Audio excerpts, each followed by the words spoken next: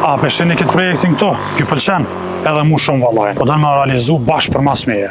Jena artë e lagja kodra e trimave, konkretisht me një parcel, që ndu kjo është jeshtë një farloj livadhi, po këto synohet nga banor të kësoj lagje për më ndërtu kjo mega projekt, i cili komi shërby këti komuniteti, e në kryo është vendfalja apo xhamia. Tash, këta si banor kanë kërkesa, kanë nevojat shumëta. Fatkeqësisht që 25 komuna e Prishtinës nuk o kanë gjendje mjaft zgjidh, thuaj se asnjëna prej tyre duke fillu prej parkingut, duke fillu prej amfiteatrit, duke fillu prej fushave sportive që mbylla apo të hapna, e deri edhe te një hëndore e hapësirës për një vendfalje. Banor çka kanë bë? Janë mbledh, kanë marrë iniciativë me mundësitë e veta, edhe e kanë bo pazar tokën të që kanë brapa. Tash po synojmë për me finalizu projektin edhe me fillu me ndërtimin sa ma por. Shkojmë, takohëm me kryesuesin e banorëve së lagje edhe na informon më konkretisht për projektin. Muhamet, si që the dhe vetë, ideja ka në thelb nevojën e lagjës për me konë të bashkuar, jo vetëm për një vend falje, po edhe një vend dijes, edhe një vend kulturës, pra thjesht ka qenë nevojë për shkak të neglizhencës së vazhdueshme të institucioneve komunale, edhe si që peshini, lagja me qenë se është në periferi, ka shumë nevoja për mund trajtu, edhe ne si banor të lagjës, madje kemi qenë shumë herë të preokupuar me shumë probleme të lagjës dhe kemi marrë vetë iniciativen tashmë po bën disa muaj për me fillu vetë inshallah me realizu një projekt që e meriton lagja. Kemi shku dhe kemi njoftu Këshillin e Bashkisë Islame në Prishtinë dhe kemi shku edhe te Miftiju dhe e kemi tregu nevojën që lagja Kodra Trima, përkatësisht kjo pjesë e lagjës Kodra Trima ka nevojë për mbështetje. Këshilli i Bashkisë Islame të Prishtinës dhe pronarët e tokës kanë lidhë marrëveshje, e kanë notorizuar të njëjtën, siç mund ta shihni, dhe janë dakordu që të jenë 30 ori në shumën prej 360.000 euro, të cilat do të destinohen për qëllimin e xhamisë. Siç e thash, nuk është vetëm xhami, kjo pjesa këtu do të jetë fusha e sportit jashtë objektit. Kjo pjesa këtu do të shohë mundësinë që kemi edhe një pistë për ecje, vrapim, që të pjesën në altë, ndërsa kjo xhamia do të jetë në pjesën në altë, amfiteatri do të jetë këtu, avdesonia do të jetë këtu, solla për fëmijë do të jetë fantastike dhe do të jetë përmbajtësore, do të kujdesemi që të jetë e destinuar për edhe në ndarjen e fëmijëve në moshë, prej 6 muaj deri në 2 vjet do të kenë këndin e vet dhe pjesa tjetër do të jetë këndin e vet deri në moshën 3-14 vjeçare dhe biblioteka që do të ketë emrin Shtëpia e Urtësisë. Është një ondër e kapmëshit që ta kemi, do të jetë hapësirë prej 5 metra katror që do të jetë këtu. Ne do të kemi edhe fitnessin për femra dhe për meshkuj mbrana objektit multifunksional dhe hapësira e xhamisë do të jetë në katin lart. Ajo që e bën dallueshme akoma më tepër projektin ton është parkingu. Pra, ju e dini që gjitha xhamit, dhe jo vetëm xhamit, shumë institucione në vendin tonë kanë problem parkingun, si pasojë e mungesës së planifikimeve afatgjata, ndërsa na kemi menduar që parkingu të jetë nëntoksor dhe të përfshijë në sipërfaqe prej 20 ori, rrjedhimisht janë 100 vetura për parking. Ndoshta mundet edhe për më paragjykuar me thonë po ndërtohet xhami.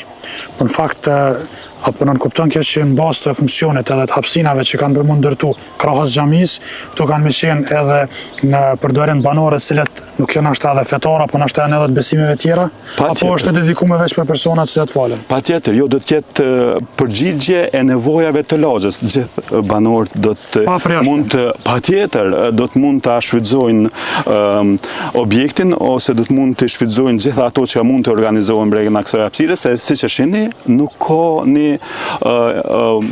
institucion multifunksional kësaj natyre. Pra, kjo është hapësira edhe në dokumente, e cila do të destinohet për xhamin. Pjesa por, kjo pjesa fillestare edhe do të jetë parkingu nëntoksor që do të gjithë këtë hapësirë. Kështu do duket edhe gjendja e xhamisë është në fazën fillestare edhe tek arkitekti, të cilin do ta vizitojmë dhe të shohim më konkretisht se si ka ecë puna e realizimit të projektit. Apo na tregon pak, tha që këtë pjesën e parë veç kemi arrit për me mbledh diçka. Pak më herët mbrapa kamerave na treguat një rast për një familje cila ka dhënë dykon rreth 12.000 diçka veç pesoj, po flasim për familje që kanë kushtet mesatare, nuk janë kështu shtresat pasune.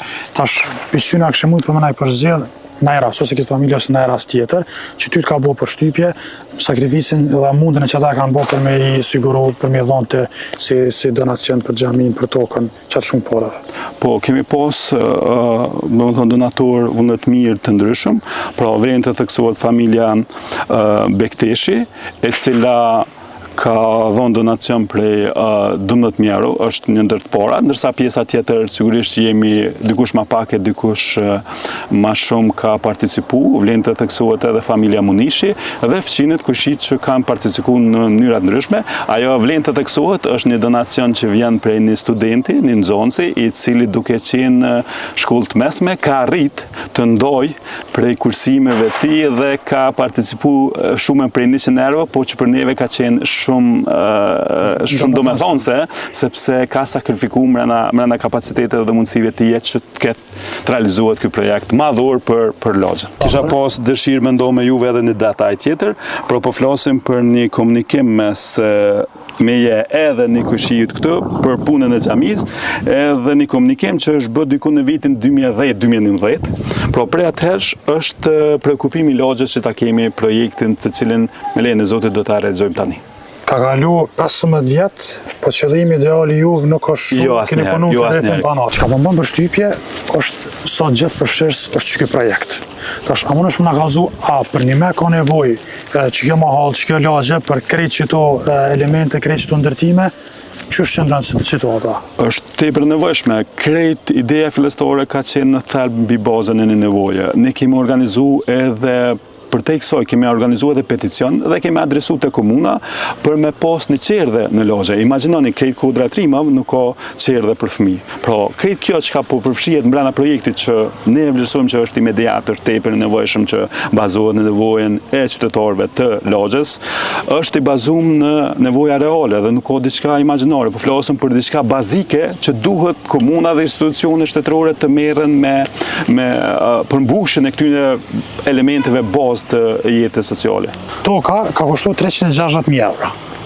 Ku jeni ju konkretisht në pagesën? E keni kry komplet, e keni kry pjesërisht, që shëndë në stata këtë pikë? Kemi arrit fillimisht prej banorëve të lagjes dhe dashamirëve që kanë shpreh gatishmëri me kontribut, mbledhen shumë në ofert 60.000 euro, ndërsa pjesa prej 300.000 euro na mbetet me kërku donacione shtesë në mënyrë që kjo të mbulohet. Ne kemi deri në muajin e 5 të vitit tashëm kohën ku bazuar në kontratën që kemi duhet të mbledhim fondet për me bë pagesën e tokës. Këto është një pikë e rëndësishme që besoj ju intereson edhe shikuesve.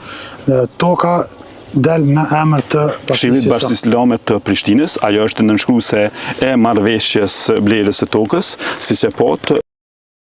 Duke shpresu fuqishëm që kjo me qenë shembull edhe për banorët e lagjeve tjera se të më marrë iniciativa, po njëkohësisht edhe me reflektu të Komuna e Prishtinës dhe të pushtetit qendror që me qenë mos mundshëm plotësisht për me mbulu këto projekte, të paktën pjesërisht me qenë krah banorëve edhe më rregullu, më rri standardin e jetesës.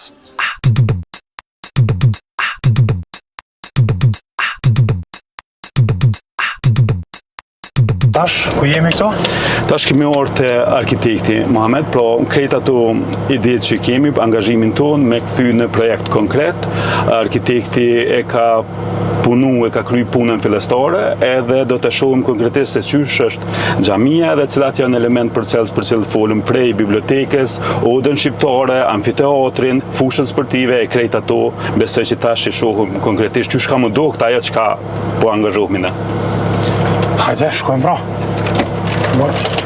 Shikues dashën, na tregoj, na informoj fort mirë për projektin atje pa vend Xhares.